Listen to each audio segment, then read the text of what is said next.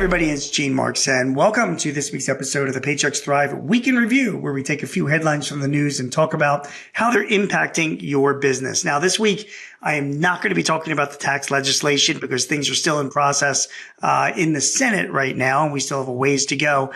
But by the way, just bear in mind, Paychex will be doing special webinars, two of them, one for business owners and one from CPAs on July 23rd and July 24th, that is going to be unpacking the entire tax legislation. So if you're interested, check it out and sign up on Paychex.com. In the meantime, we have three news stories that do impact your businesses this week, so let's get right to them. The first has to do with inflation. According to a report on Yahoo Finance, America's deepest inflation fears are starting to fade. That is because Americans are feeling better about the path forward with inflation. Now, we know that inflation numbers were released. The Consumer Price Index was ranging below 3% at about 2% year over year, which is great news that inflation is still under control, although a lot of people are still uncertain about the impact of tariffs on inflation moving forward. But also, the University of Michigan released their monthly consumer sentiment survey, and it showed pessimism over the inflation outlook lessened in June, as one-year inflation expectations plunged to 5.1% from the more than four-decade high 6.6% that we saw in May. Long-run inflation expectations, which track expectations over the next 5 to 10 years, also fell, hitting 4.1% in June, down 4.2% in May. The broader consumer sentiment index rebounded as well, rising to 60.5 in June, above the 52.2% seen in May. Consumers appear to have settled somewhat from the shock of the extremely high tariffs announced in April, and the policy volatility seen in the 7 weeks that followed, says the Survey of Consumers Director Joanne Su. She wrote in the release.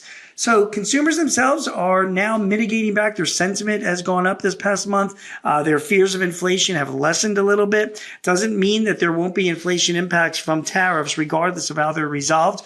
But it seems that consumers are getting a little bit more comfortable. And that is, of course, great news for us as business people. Whether you're in retail, whether you're a restaurant, it makes no difference. In the end, it's all about the consumer. And as long as consumer sentiment is strong, that is very, very important to make sure that our businesses run good. So good news from the University of Michigan's Consumer Sentiment Survey.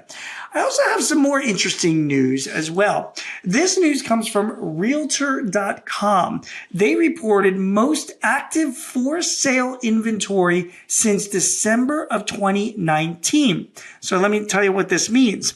On a weekly basis, Realtor.com reported that year-over-year change in active industry and new listings. This is what they report. On a monthly basis, they report total inventory. For May, Realtor.com reported inventory was up 31.5% year over year, but of course still down 14.4% compared to the 2017 to 2019 levels. But even so, the number itself is still higher than it was in 2019. These are the highest inventory levels that were recorded since December of 2019. New listings, a measure of sellers putting homes up for sale, also rose 5.2% year over year, and the median list price for homes was up about 0.5% year over year. So what does this all mean? Well, it means that there's more inventory coming on the market, which is to be expected because it is the spring selling season for real estate. But still, those numbers are definitely strong as they've been since 2019.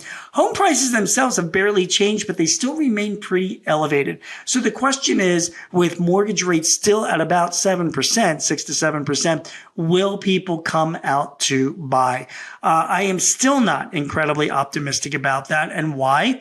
Well, when mortgage rates are between 6 and 7% and you're sitting on a mortgage that you got for 3% or 3.5%, you're not really inclined to double your mortgage expense, your mortgage interest right away, unless you were really buying that dream home. Now, that doesn't mean that people aren't going to be impatient, want to buy that home, want to move forward, have other reasons to move. And now there's a lot more inventory available than in the past 5 years. That's really great news for a lot of, both buyers and sellers.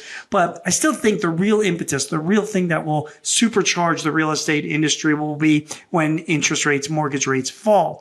And those interest rates are all dependent on bond years, 10-year and 30-year Treasury bond yields. They have started to slip a little bit as inflation expectations have slipped. And if we see Treasuries start slipping below the 4 to 5% level that they're at now, that is going to convert into a slippage in mortgage rates as well, because banks base their mortgage rates on the Treasury bond yields. So if inflation expectations are coming down and yields start coming down in the Treasury market, we could see mortgage rates start coming down. And I think that will be the impetus for a lot of people to go out and buy. Why is this important? Because the real estate industry is a multi-billion-dollar industry that impacts small businesses across the country, both directly and indirectly. It's not just the brokers that are selling real estate, but it's also all the individual people from insurance agents and house cleaners and the construction industry and home repair industry and the pool industry, all these different people that get involved when homes turn over. And again, if you have homes that are selling, it keeps the small businesses in those neighborhoods active as well. I mean, if a pizza shop is running a business and there's empty houses around them, that's not really good for their business. So all of that would be great news, but we have to continue to watch real estate, the mortgage rates themselves, whether or not they will come down. But bottom line is, according to Realtor.com, active inventory is up and prices are stable for houses. So that's good stuff. We just need those mortgage rates to drop a little bit to make a difference for people that are impacted by the real estate industry. My final story this week comes from HR Dive. It comes from a new survey. And the survey found that a third of workplace injuries happen to first-year employees. So a greater share of American adults think that trade school is a better option for graduating seniors. But it turns out that a lot of people that come into the marketplace and that are, getting trained according to this survey that they're reporting, the younger people are the ones that have actual, problems with safety.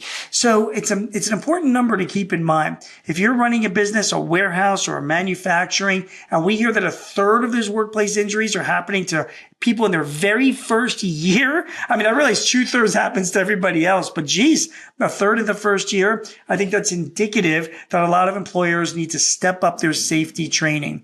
One thing to keep in mind when it does come to safety, bear in mind that OSHA, the Occupational Safety and Health Administration, they offer free consultations. They will visit your business for free and they will point out safety issues and give you advice for safety training for your employees as well. This is a separate group, not connected to their enforcement area. They just do consulting for small businesses. And if you go to OSHA.gov, you can get free consulting for your business to make sure you're safe. But just be aware, when that many employees are saying in their first year that that they're having workplace accidents, that's something that we as employers need to address. My name is Gene Marks, and you have been watching or listening to this week's episode of the Paychex Thrive Week in Review.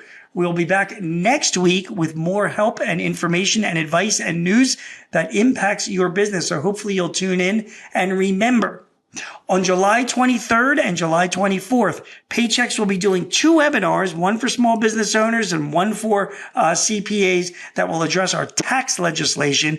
I will be moderating those webinars with a couple of tax experts. So keep that in mind. And as we do the Week in Review, we will keep you up to date on that tax legislation as it progresses through both houses in Congress. Thanks again for watching or listening. We'll see you again next week. Take care. Do you have a topic or a guest that you would like to hear on Thrive? Please let us know. Visit payx.me/Thrive Topics and send us your ideas or matters of interest. Also, if your business is looking to simplify your HR, payroll, benefits, or insurance services, see how Paychex can help. Visit the resource hub at paychex.com/works. That's WORX. Paychex can help manage those complexities while you focus on all the ways you want your business to thrive. I'm your host, Gene Marks, and thanks for joining us. This podcast is property of Paychex Incorporated 2025, all rights reserved.